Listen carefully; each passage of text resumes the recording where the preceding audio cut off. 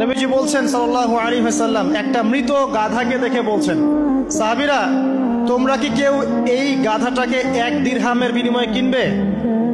কান কাটা মৃত গলে আছে, এই গাধাটাকে কিনবা 1 দিরহাম দিয়ে? সাহাবীরা বলছেন মাংনা দিলেও তো কিনবো না। ইয়া রাসূলুল্লাহ, যদি ফ্রিও কেউ দেয়, বিনামূল্যে দেয়, তাও তো নিব না। তখন নবী সাল্লাল্লাহু আলাইহি ওয়াসাল্লাম বলছেন, এটাই হচ্ছে আল্লাহর কাছে দুনিয়ার এক্সাম্পল। ওই মৃত গাধা তোমাদের কাছে যতটা না ইম্পর্টেন্ট, যতটুকু মূল্য রাখে, আল্লাহর কাছে এই দুনিয়া তার চেয়েও কম মূল্য রাখে। তো এই দুনিয়াতে তো সব ফয়সালা হবে না। আমরা তো হতাশ হয়ে যাই না যে দুনিয়াতে এমন কেন, এটা কেন, ওইটা কেন। দুনিয়া এটারই জায়গা। দুনিয়া সবকিছুর কনক্লুশনের জায়গা না, সবকিছুর পরিসমাপ্তির জায়গা হচ্ছে কিয়ামতের মাঠ। ওই দিন যে সফল সে সফল, যে ব্যর্থ সে ব্যর্থ। দুনিয়ার বাড়ি গাড়ি, স্ট্যাটাস, চাকরি বাকরি, ইজ্জত সম্মান, এটা সাফল্য ব্যর্থতার মানদণ্ড নয়, চূড়ান্ত মানদণ্ড নয়। চূড়ান্ত মানদণ্ড কি? ফামান যুহজিহা আনিন নার ওয়া উদখিলাল জান্নাহ ফাকাদ ফাজ। যাকে জাহান্নাম থেকে বাঁচানো হবে, জান্নাতে প্রবেশ করানো হবে, পুলসিরাত পার হতে পারবে, এই একমাত্র ব্যক্তি সফল। সাফল্যের সংজ্ঞাটা জেনে রাখবেন, তাহলে আপনি দুনিয়াতে হতাশ হবেন না ইনশাআল্লাহ।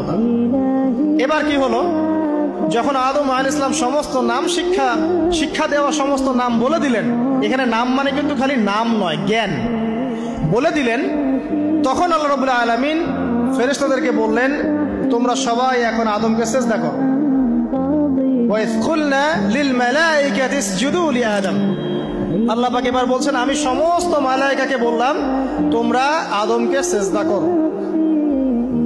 ফাসাজাদু, সবাই সিজদা করলো, ইল্লা ইবলিস, ইবলিস সিজদা করলো না।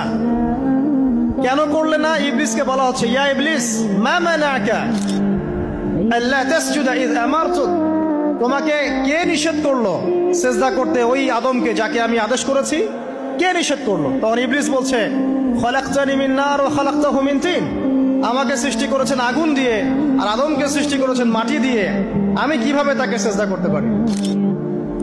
ইবলিস বলতে চাইলো যে আপনি যে বলছেন আদমকে সিজদা করো, আদম তো মাটির তৈরি, আমি তো আগুনের তৈরি, তাহলে আপনি ভুল বলছেন। নাউজুবিল্লাহ। আগুন কেন মাটির সামনে নত হবে? মাটি আগুনের সামনে নত হওয়া উচিত। তার কেয়াস হচ্ছে এমন। কেয়াস মানে কি? তার এটা কি? হ্যাঁ, তার এটা যুক্তি, তার এটা যুক্তি এবং দর্শন যে আমি কেন তাকে সিজদা করব?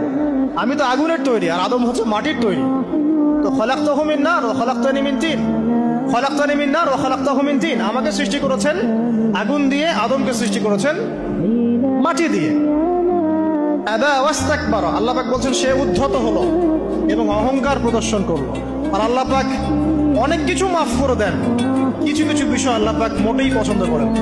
তার মধ্যে একটা হচ্ছে অহংকার, তার মধ্যে একটা হচ্ছে শিরক, তার মধ্যে একটা হচ্ছে অন্যের হক নষ্ট করা, তার মধ্যে একটা হচ্ছে আদম সন্তানকে হত্যা করা, তার মধ্যে একটা হচ্ছে বৃদ্ধ বয়সে ব্যভিচার করা, তার মধ্যে একটা হচ্ছে মুরতাদ হয়ে যাওয়া। ওই যে খ্রিস্টান হয়ে যাচ্ছেন না, খালি মরেন তারপর বুঝবেন, খালি মালাকুল মউত আসুক তারপর বুঝবেন।